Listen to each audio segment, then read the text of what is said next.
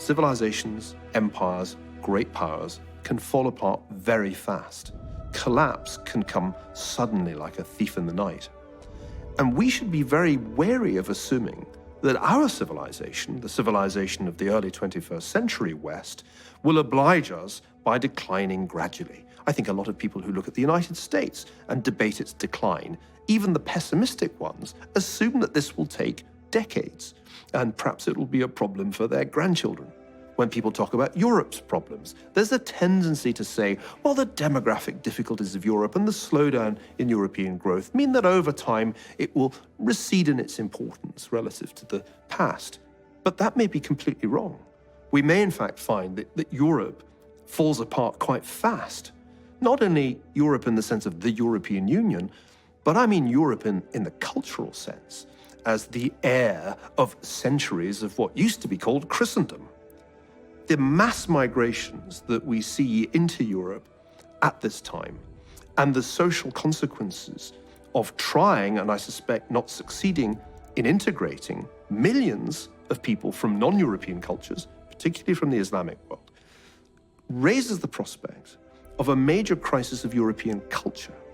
And the civilization that we've grown accustomed to thinking of as Europe may not be around by the end of the century, or it may have changed so much that it's unrecognizable.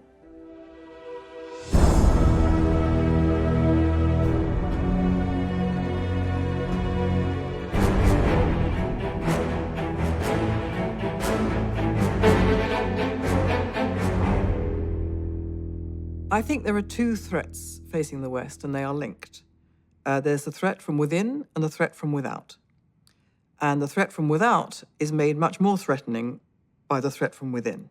The threat from within comes from people who want to undermine and destroy the basis of Western civilization, the basis of Western society. Europe was ravaged after a period of ultranationalism and conflict, the period between World War I and World War II, and World War II itself with the Shoah and the complete devastation of Europe, economically, socially, culturally. Adorno argued that Europe actually died in Auschwitz, that this was the marking of an end of an era and the marking of complete devastation. The infrastructure was destroyed, perhaps the morality, the teachings were really called into question. And then philosophers and thinkers of the time looked at the horrible consequences of extreme nationalism and binary notions of identity, of being and otherness. This continues in philosophy with existentialism and what eventually will be known as postmodern theory. These are the ways that you can see that sense of doubt, of failure, of collapse inside Western confidence and optimism. So I think the wars really are the beginning of this. And it continues. It continues on to the 50s, and then into the 60s you have another generation, a new revolutionary generation that is reacting against everything their parents represent. The baby boomer generation, of whom I am one, were extremely influenced in the 1960s by the writing in particular of Gramsci, the political philosopher. And Gramsci's whole thing was effectively to say, if you're going to wait for the workers to rise up and seize the levers of economic and political control, you wait forever.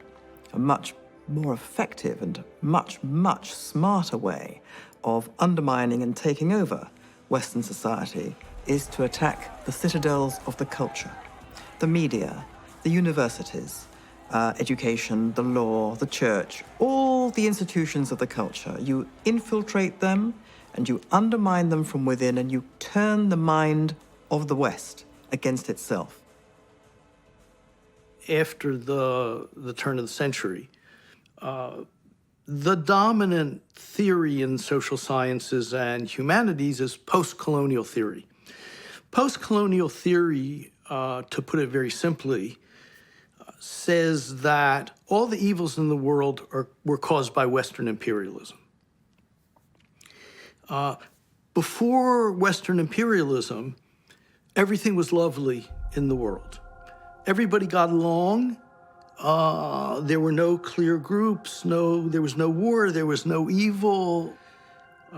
This is a kind of morphing of Lenin's theory of imperialism. He argued that imperialist capitalist societies would export class conflict to other societies so that the people that were exploited were the people in the other societies, and everybody in the home society, the elites and the working class, would benefit from that exploitation.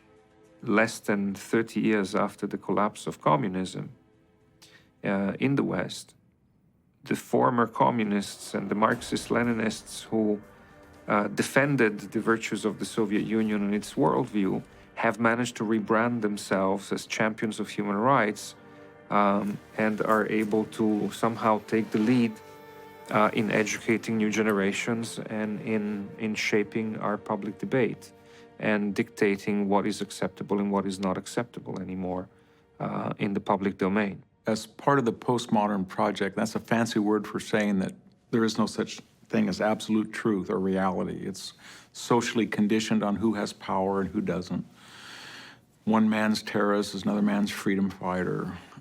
In that relativist world, in the last 30 years in the United States, it's manifested itself by 2 or 3 powerful ideologies in a variety of ways. One is utopian pacifism. You believe that the innate nature of man is good, and that if you were to assume that everybody is good and that they don't react to power or deterrence or the threat of force, but they react instead, as we saw with Barack Obama's apology tour, his Cairo speech, and they will reciprocate in kind. That's a tenet of this postmodern world that says deterrence, balance of power, alliances. That was all 19th century. We've got a new paradigm. And it's contrary to human nature, unfortunately. It's no more accurate than if you opened your backyard up and said everybody can come and camp out and they're going to clean up and they're going to be very nice and share it. It would be a mess. The other tenet of this postmodern experiment was, I think we would call it multiculturalism as opposed to multiracialism. And that is, multiracialism was the United States ideal that we'd have all different ethnic backgrounds and races, but combined e pluribus unum under one Western paradigm. But with hyphenation or accented names or identity politics, the idea became, well, this common culture is not good because it was not perfect. It had slavery, it had sexism, it had racism, and it conflates the idea that the sins of mankind that everybody has throughout the world are solely and particularly only the sins of the West in general, the United States in particular.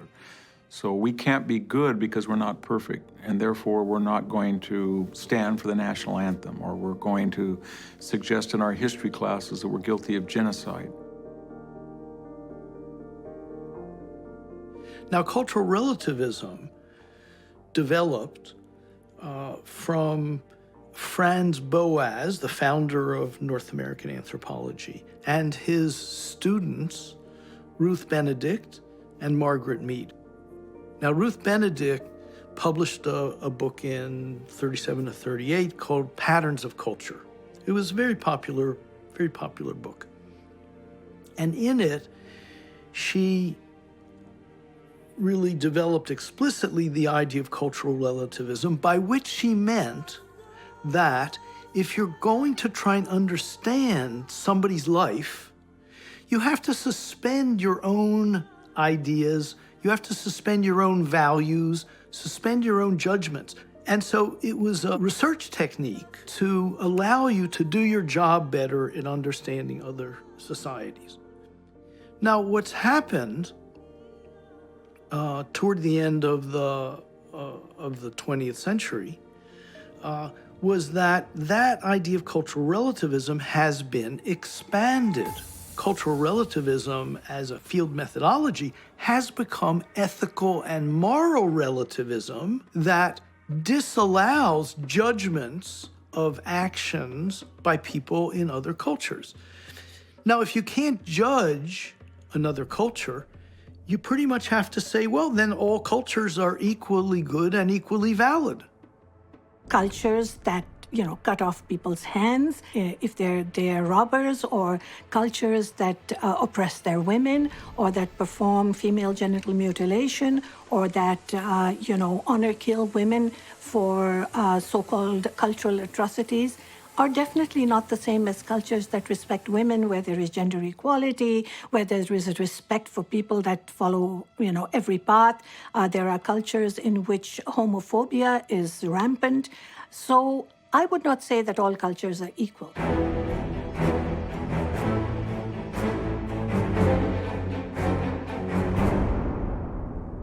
We should be concerned about the university not just because of the importance of scholarship and research, but also because it's the training ground for our future leaders. When I teach students, I look out at the classroom and I don't just see 150 faces. I see a future president of the United States, a future chief justice, a future editor of the New York Times, Washington Post, a future senior partner of Goldman Sachs, the future leaders. And they are being miseducated in ways that completely undercut Western values. No tolerance for dissenting ideas. They know the truth with capital T and capital T. They require safe spaces for their ideas, but not for the ideas of others. They require trigger warnings if they might be offended by an idea that's suggested that's different from their own values. The kind of light fog of fascism that seems to be descending on many universities poses a tremendous danger for the future of Western values, because it threatens to miseducate the future leaders who have to promote the values we cherish. Now, broadly speaking, there should be no safe space against any kind of speech at a university, because the university is the site of, or should be the site of, ideas in direct combat with other ideas. The idea, the concept of higher education, of academia, both research and teaching is criticism, both knowledge and criticism. Well, if everything that's critical, however it's presented, is defined as microaggression, as some sort of a form of discrimination, even if only half of the discussions that take place in sociology departments and in political science departments or in humanities and elsewhere has to be wrapped in this trigger warning framework, we've lost the concept of a university. We've lost the concept of research and open criticism. We're back to the days of Galileo, the Pope wanting to burn Galileo because he had ideas that were offensive to the powers that be.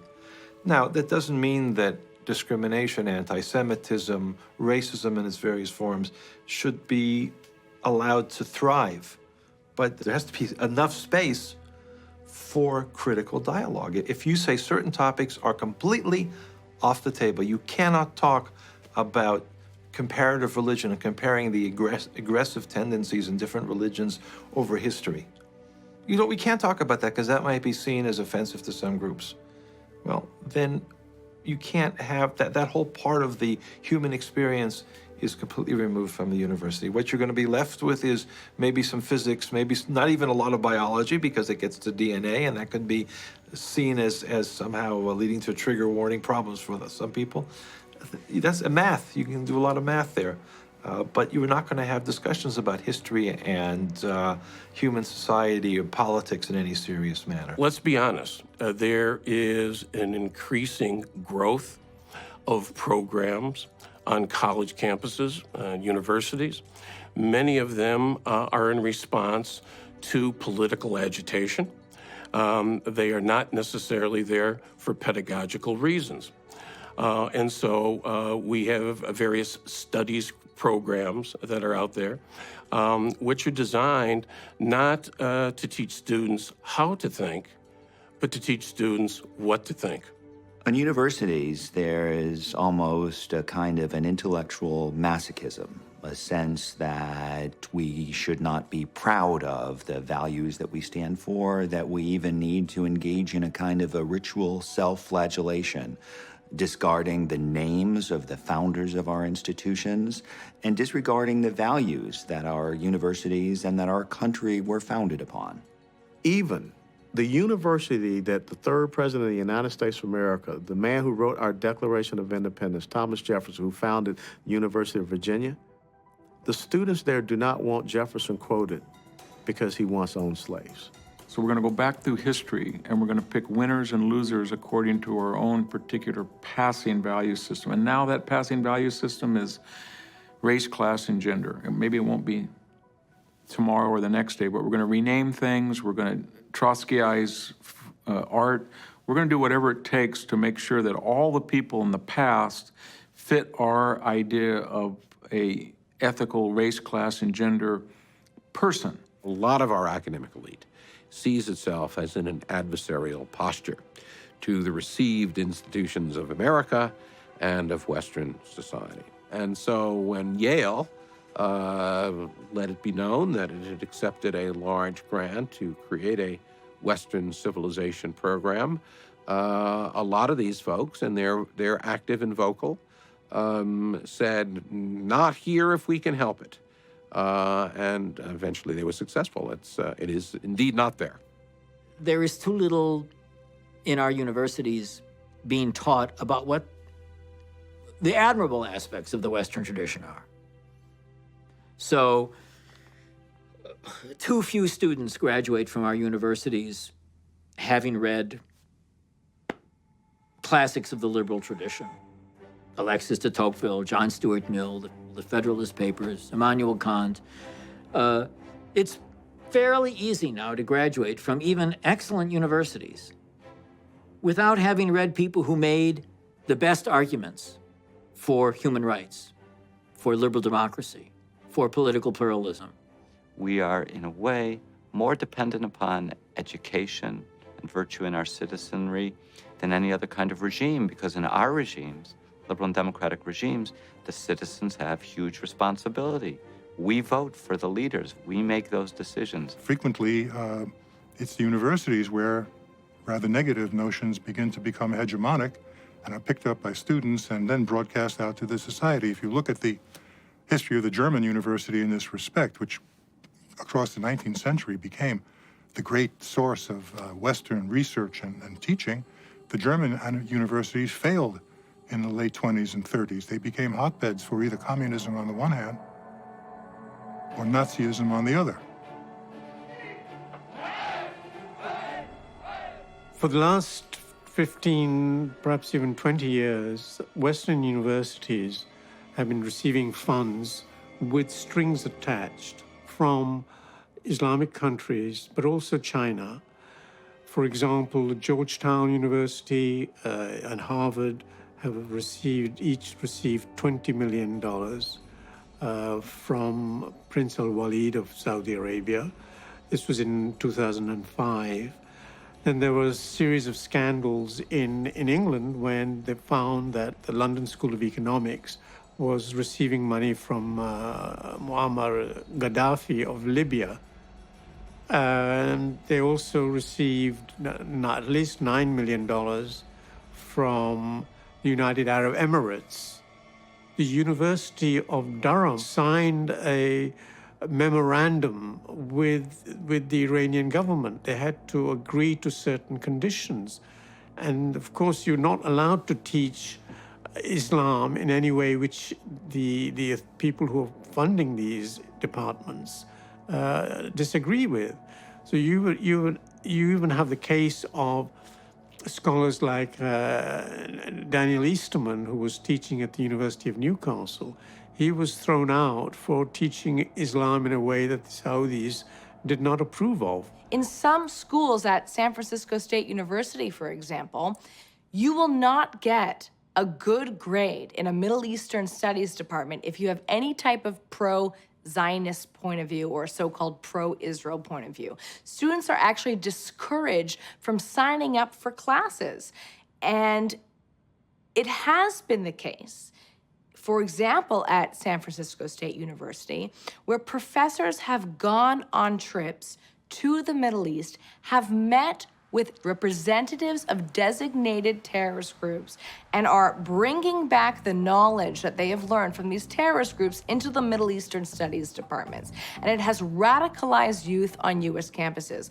We have an example where students are posting, again, on Facebook at SFSU, pictures of themselves holding knives, saying that they want to kill Israelis and to intimidate Jews. You have pro-Israel or Jewish students who can't even walk around campus with a Jewish star. University administrators have their own right and obligation of free speech.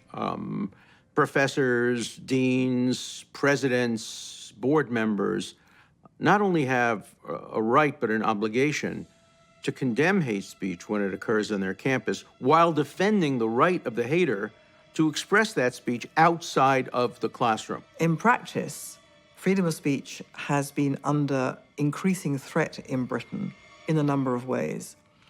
First of all, hate speech has come in a big way. There's certain sorts of speech which largely consists of the giving of offense to groups which are self-designated victim groups.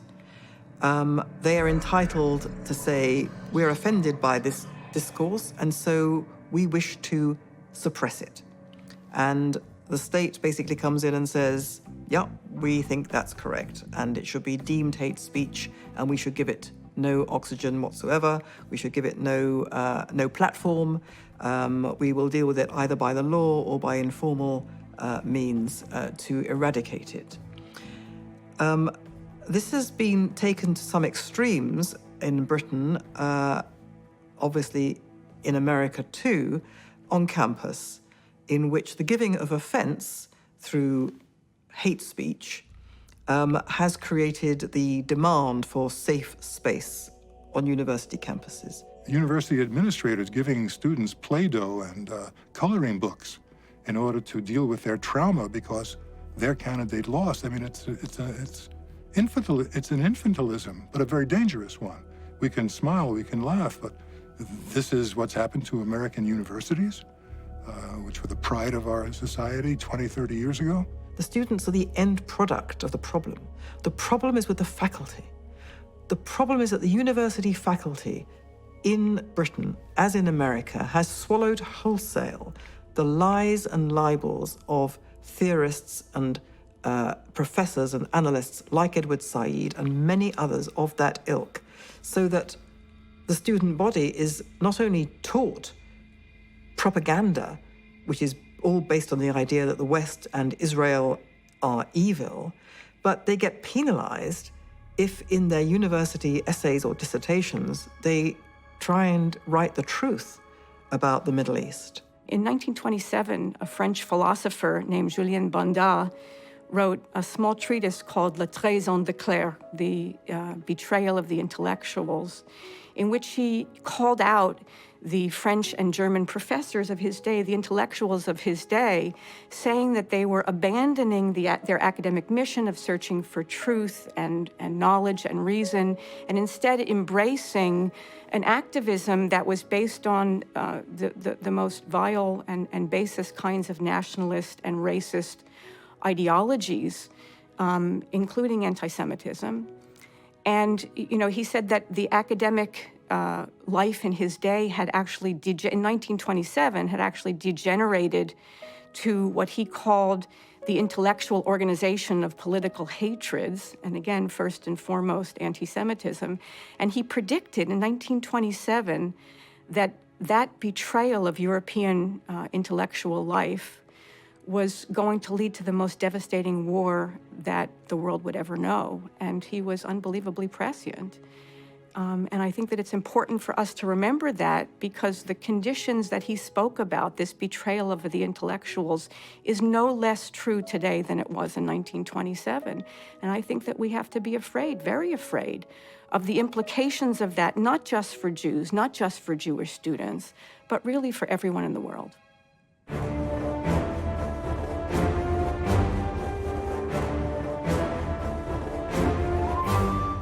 The technological improvement of people's lives at a level that would only have been imagined in fantasies in the past has created the illusion for us that the normal vicissitudes of existence don't count for us anymore.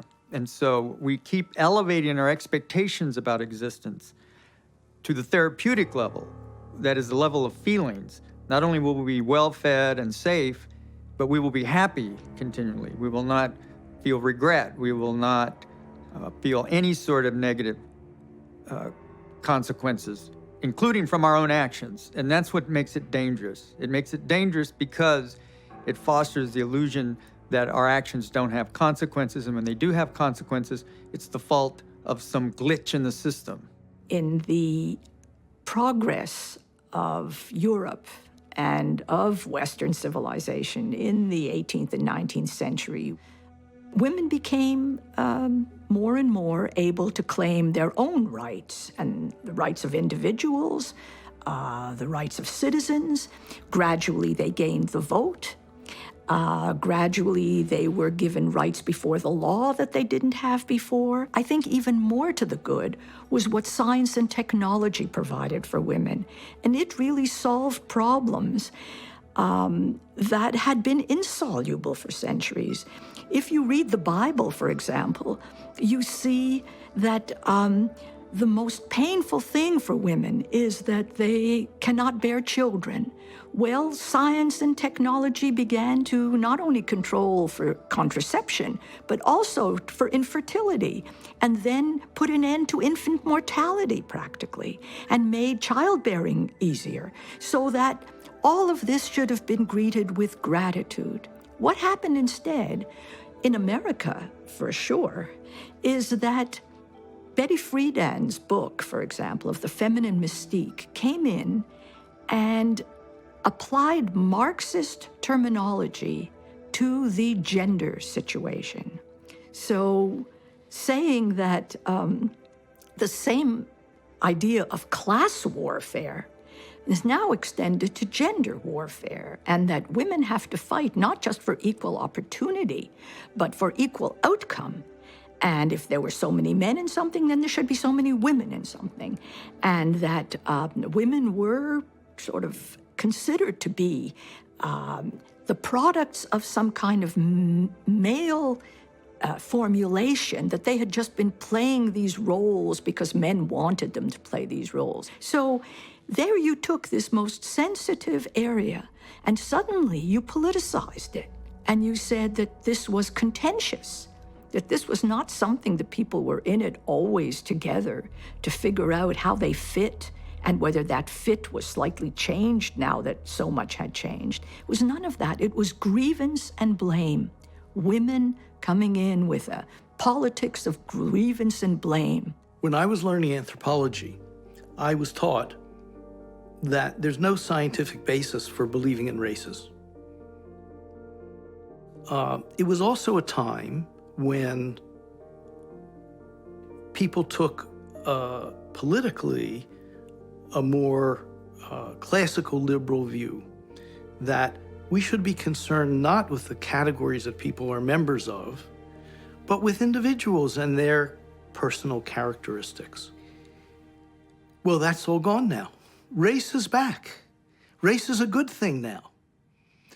Not only race, but gender, sexual preference, religion. Individuals have disappeared now into categories. The things that my parents talked to me about and how they raised me, it was about faith, it was about freedom, it was about individual responsibility, quality education.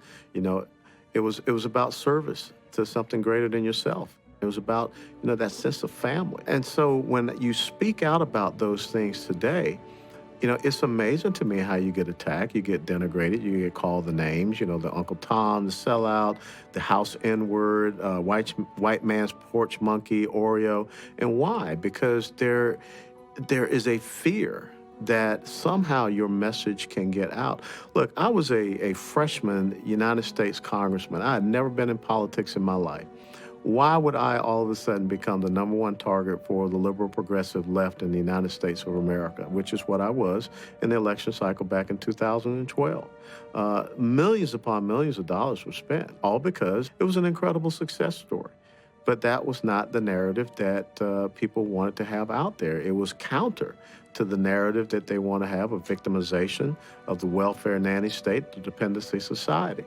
And so you have to squelch that.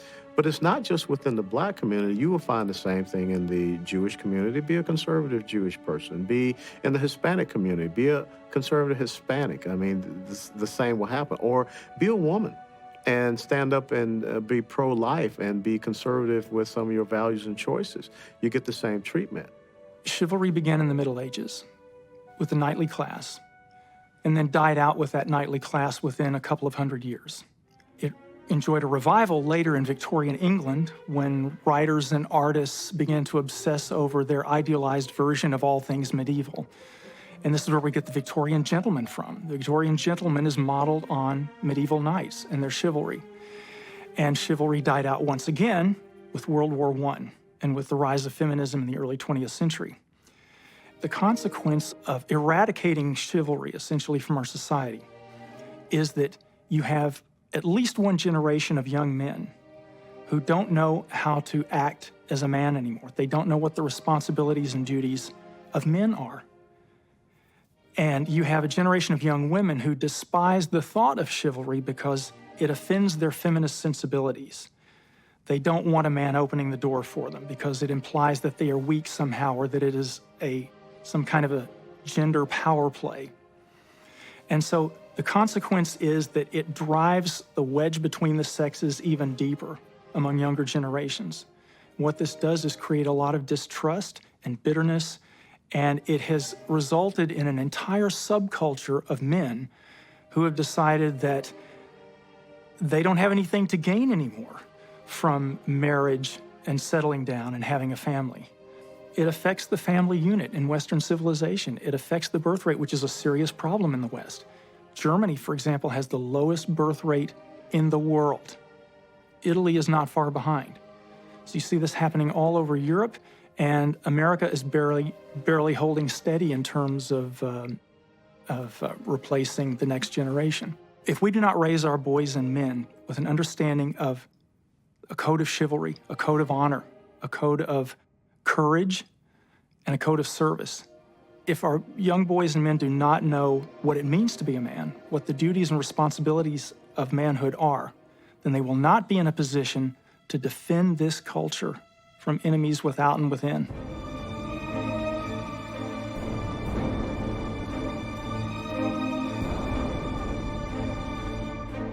A 100 years ago, people were committing terrorist acts in the name of radical nationalism, in the name of extreme socialism, Marxism, Leninism. They were committing terrorist acts in pursuit of a variety of different secular ideologies. In our time, most terrorist acts, and one can base this on the data gathered by the START project at the University of Maryland, most terrorist acts, about 80%, are perpetrated by groups with some affiliation or another to Islamic extremism. They carry out most of the attacks, they claim most of the victims. In that sense, terrorism in our time has become predominantly a tactic of Islamic extremists. Political Islam is about Islamist supremacy. It's about hegemony and control of not only the Muslim world, but the Western world as well. And that is dangerous because it comes with violence. It comes with no respect for anyone following a different path. The scourge of terrorism is yet another manifestation of a totalitarian mindset that is intolerant of those who have different views. We have to be able to affirm and live by the principle that we cannot be tolerant of the intolerant. And unless we do that, we lose. Refusal to make the connection between Islamic jihad and Islam itself is going to make matters worse. Because how can you defeat an enemy you won't name? How can you defeat an ideology you refuse to understand? One of the weaknesses of the West, to my understanding, is that somehow in their arrogance, they perceive the radicals to be these uncivilized ignoramuses, working out of a cave in Tora Bora. And I don't know how much effort has been made to know the enemy, but the enemy definitely knows about us.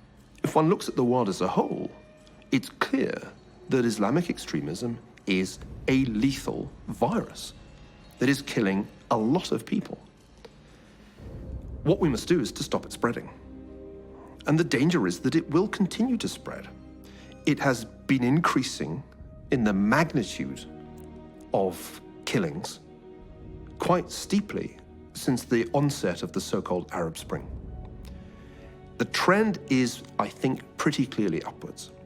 And the number of groups seems also to be increasing. The number of converts to various forms of Islamic extremism also seems to be rising. The Muslim Brotherhood dedicates its activities to dawah. And dawah is this complex system of persuading first Muslims and then inviting non-Muslims into the fold of Islam. An extension of dawah is jihad, and the Islamic State and Al-Qaeda are the militant, if you will, arm of dawah. So their objectives are the same because they all aspire to societies governed by Islamic law, and their aspiration is global. It starts local. It starts within a unit as small as the individual, and then the family, the immediate community, the local, the nation, and it expands to the whole world. The Brotherhood strategy in the West is subversion, it's stealth, it's burrowing into a host society and eating away at it from within.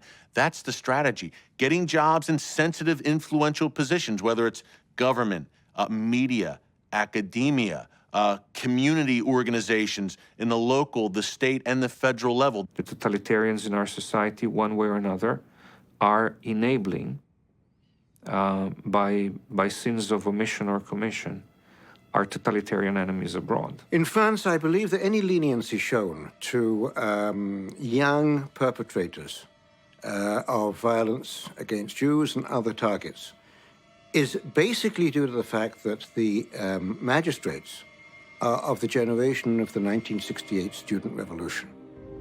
For them, these young people are victims of racism. How can a victim of racism also be an agent of racism?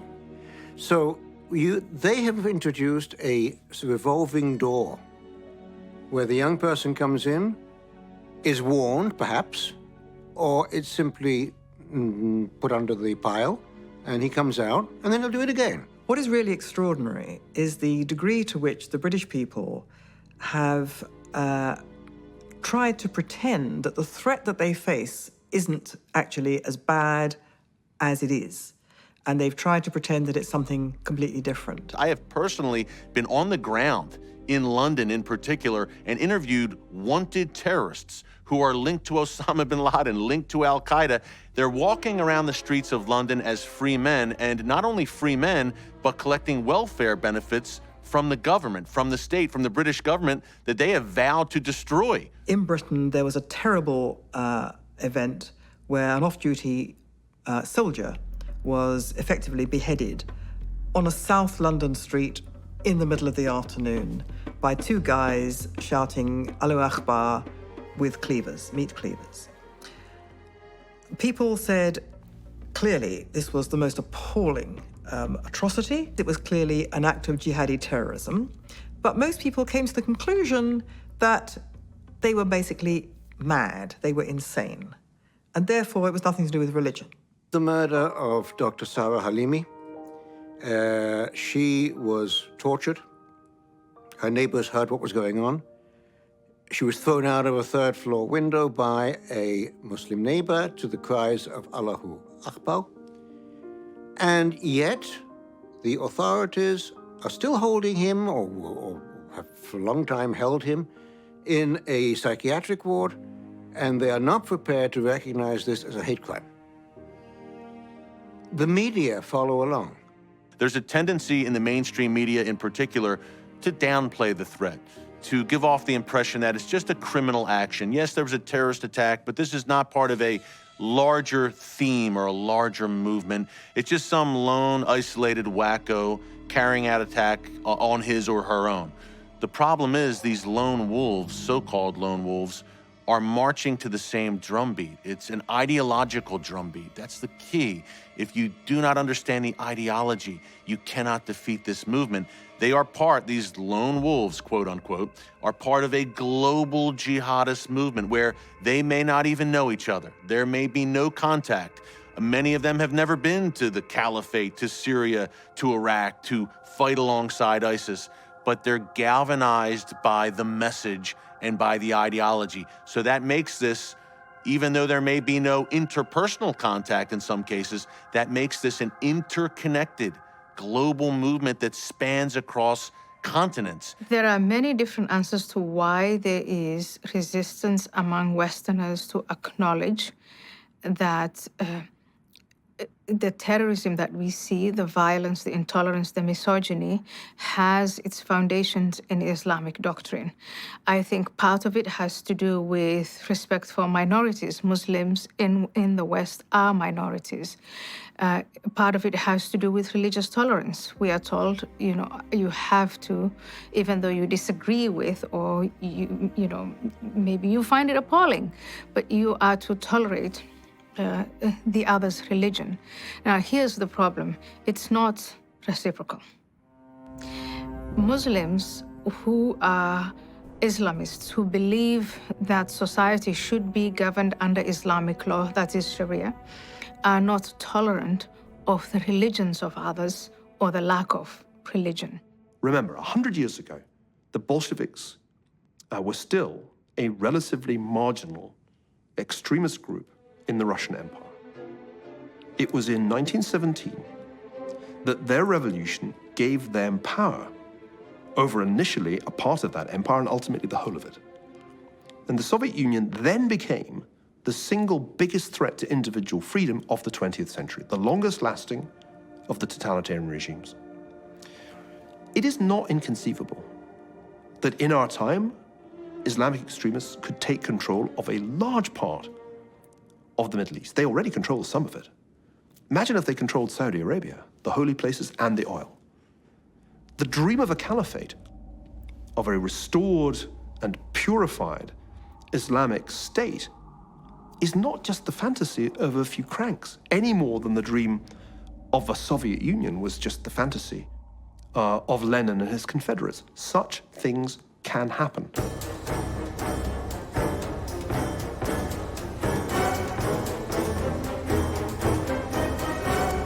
While Jews and Christians often don't recognize themselves in the other or what they share in common, people standing on the outside actually recognize it very well. So you have figures as diverse as Friedrich Nietzsche, the great sort of German philosopher and a father of postmodernism, and Sayyid Qutb, who was a Muslim thinker, intellectual, who was one of the intellectual founders of the Muslim Brotherhood, saying almost the exact same thing when they look at Jews and Christians.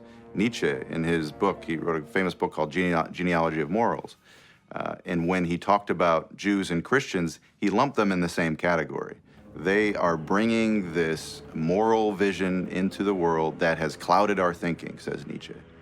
They need to be opposed. That whole system Jews and Christians created needs to be undermined. Sayyid Qutb said almost the exact same thing, but from a Muslim perspective. He's saying Jews and Christians, or Jews and Crusaders, as he would call it, they share something that is inimical to our way of life as Muslims. And so you have these threats coming from two directions, at least. And Jews and Christians, insofar as they sort of don't recognize that they're on the same side, or even what they share, or the substance of the culture that they're trying to preserve, will be really at a loss in trying to confront these threats from both postmodern secularism and fundamental Islam.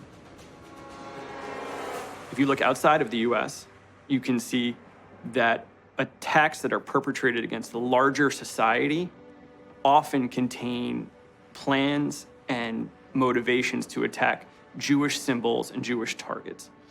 So if you look at Mumbai, the attack in Mumbai in 2008, you have an attack against Western hotels, transportation hubs, and a small Chabad synagogue that doesn't really fit the larger target scheme, but was Jewish, and therefore attackers were sent to go murder the rabbi and his wife. If you look at Paris and the Charlie Hebdo attacks, the larger and more prominent attack occurred against Charlie Hebdo.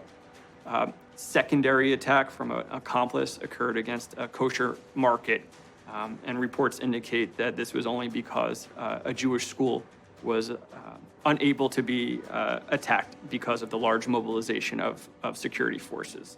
And you can also look at the 2015 attack in which a free speech demonstration or free speech gathering was attacked, and then the secondary attack was against a synagogue in which a Jewish volunteer security officer was murdered. Decades of Holocaust education have not contained anti-Semitism. To some degree, it's the opposite. Where the mourning for Jews that were murdered 70 years ago is acceptable, it has become decoupled from the victims of anti-Semitism today. Palestinians are claiming that they were also victims of the Holocaust because as a result of the Holocaust, the European powers, particularly Britain, inflicted the Jewish survivors upon them. Or, for example, young people who want to close the chapter. And I've even heard as far as we cannot forgive the Jews for turning us, the Germans, into murderers. 70 years, 75 years after the Holocaust, for a German government to engage the Iranian regime in an agreement that transfers over $100 billion to a regime that incites to genocide, that uses the old Nazi German tropes against Jews, never mind against their fellow countrymen and Yazdis and women and gay people and all the democratic principles that they want to destroy. The fact that the Germans have done that, to me, is a clear lesson. There's nothing more clear that the Germans have not learned from the Holocaust. We think of the Middle East as, the Arab world or the Muslim world. But the fact of the matter is, up until well into the 11th, 12th, 13th century, most of the people who lived in the Middle East were Christians or Jews, and they were scattered everywhere. They weren't isolated in little pottery. And subsequent centuries of really colonization of those societies resulted in this gradual process of really elimination of those ancient communities, of the indigenous Christians, of the indigenous Jewish communities, so that when the 20th century opens up, we have only about 10% of the region made up of these much smaller communities. And over the course of the 20th century, and coming into our own day, those communities have been made even smaller by persecution, by oppression, and really in our day, extreme violence that borders on genocide. And so these communities today are facing, not just sort of a story of persecution, it's a story of annihilation. They are on the brink of disappearing. The Jewish people have managed to survive because they've gone into their homeland and chosen to defend themselves. The Christians have not yet done that, and so they are being scattered, and many of them are being killed. In 2016 alone, more Christians were martyred than any other year in the last 2,000 years. The rate is one Christian every 6 minutes is martyred somewhere around the world. And by being martyred for the faith, for the Christian faith, by that I mean that it was because of their identification with the Christian message and all that that represents that they gave their life. The persecution of Christians in the Middle East is significant, and a lot of observers and analysts have essentially said it's worse than at any time in history. It's worse than the famous Roman pagan persecution under Diocletian in 4th century. And now a lot of the persecution that goes on, essentially the burning down of churches, the abduction of Christian women and children, the killing of apostates, Muslims who convert to Christianity, attacking, imprisoning, sometimes killing so-called blasphemers. For instance, in Pakistan, a wife and a husband, Christian couple, were literally burned alive because they were accused of somehow offending Muhammad. And, some countries like in Nigeria, a week doesn't go by when I don't read about dozens of Christians being killed by groups like Boko Haram. But not just Boko Haram, and that's the important thing to understand. It's not just formal Islamic terrorist groups. This is happening by mobs.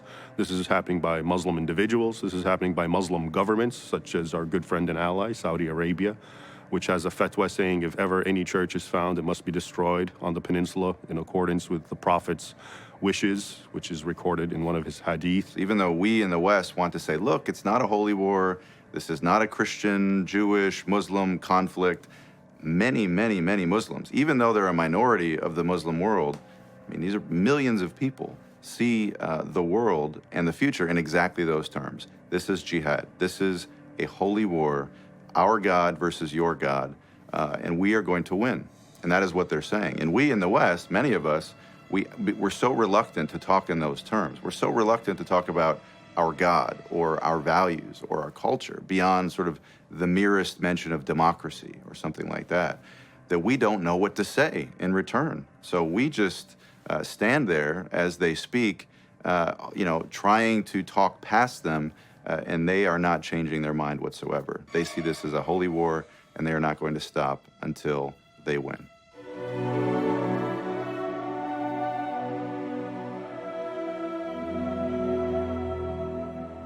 Societies that want to really expand at your expense, those are very easy to identify. We see them now in the form of jackboots and black uniforms with a swastika.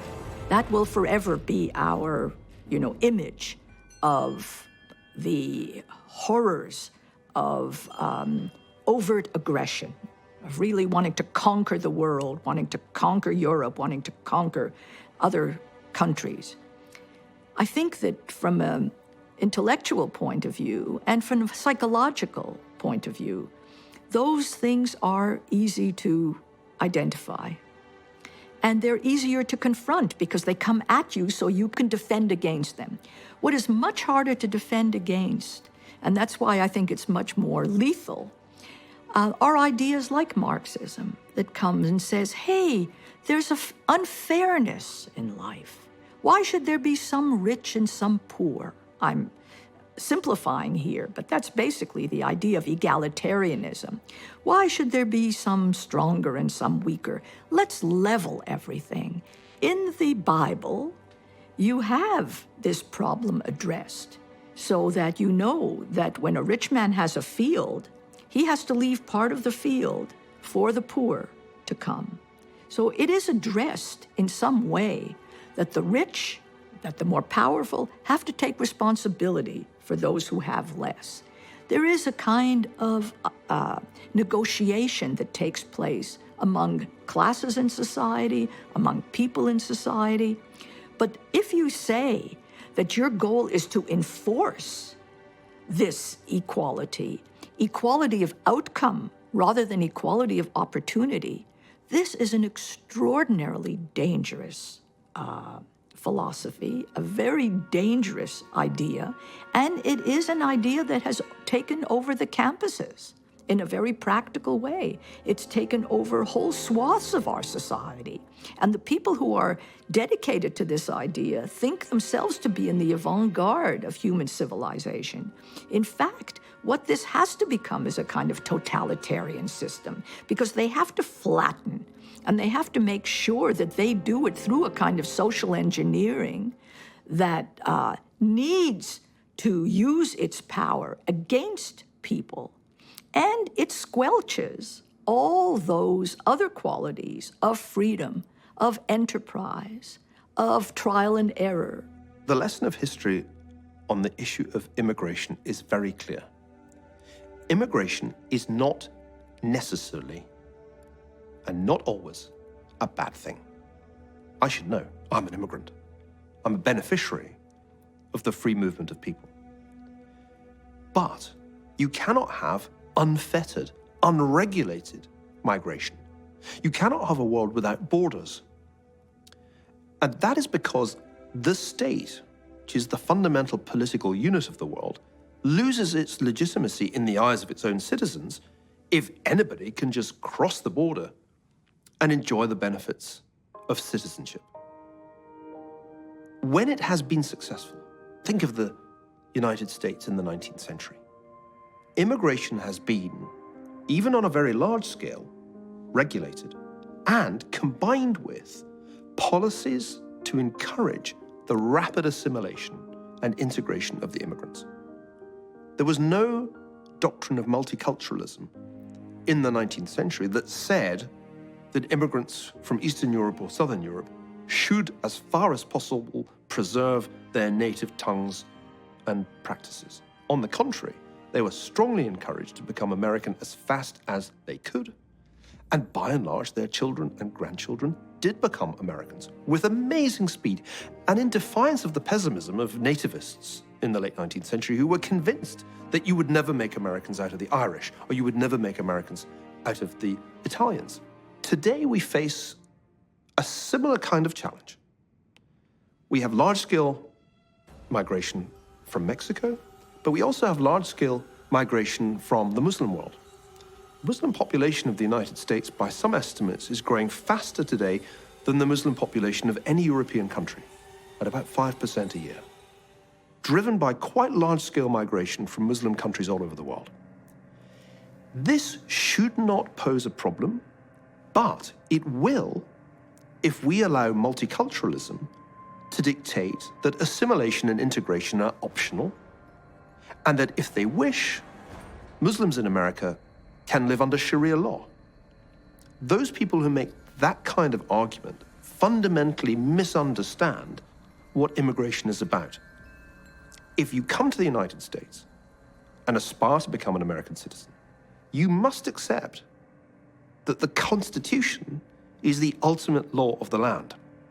Sharia law cannot be above it. You must accept that there is a separation of politics and religion. That is part of the hardwiring of the American system. When I look at where we are today, the values and principles that we hold dear in Western, liberal democratic societies, they cannot exist without the rule of law. When you go back and you think about forcing King John to sign the Magna Carta, when you think about the Constitution of the United States of America, it all starts with the rule of law. If you have people that believe the rule of law is not important, that they can thumb their nose at it, and that you will have mob rule instead, or the rule of certain individuals, then you will undermine the very thing that makes us unique and the very reason why people come here from other places where they don't have the same freedoms and opportunities and liberties. In order to get rid of a bad idea, you have to have the proliferation of good ideas and let them battle it out in the marketplace of ideas. What political correctness does is it declares war on the marketplace of ideas. And it says, you can't talk about that, that's offensive. And why that's so dangerous and why it's such a chilling effect on free speech is because when you judge things or punish speech or ideas because they're offensive, because they're hate speech, the speaker doesn't know until after the fact what is going to be offensive. So what happens is you have a society that's self-censoring out of fear of being offensive. Or in Europe, for example, fear of jail time, because they actually put people in Europe in jail for hate speech. Fortunately, in the United States, that's not the case. We have Supreme Court ruling after Supreme Court ruling saying that the First Amendment of the U.S. Constitution protects even the most vile of speech, even the most offensive speech, because the Supreme Court has recognized that even the most offensive speech is absolutely crucial for the marketplace of ideas to sort it out. Rousseau wrote a book about the social contract that became one of the great tracts of the French Revolutionary era. Edmund Burke, the Anglo-Irish Whig philosopher, countered that the real social contract was between the dead, the living, and the unborn. It's one of the great lines in his reflections on the revolution in France. Burke seems to me to have got it right. Any civilization is only as good as the strength of that contractual bond between the past, the present, and the future, the dead, the living, the unborn. I think Western civilization at its best was extraordinarily good at thinking of posterity and also at respecting the legacy of the past. Today, we have breached the contract spectacularly. The word posterity seldom appears in politicians' speeches for a reason, because the politics of our era has essentially reversed the direction of the sacrifice. We used to sacrifice for the sake of future generations. That's why my grandfathers fought in the world wars. They were very consciously fighting to make my life better. I hadn't even been born. In the post-war era, the generation that we call the baby boomers decided to switch things around and encourage posterity to sacrifice for them.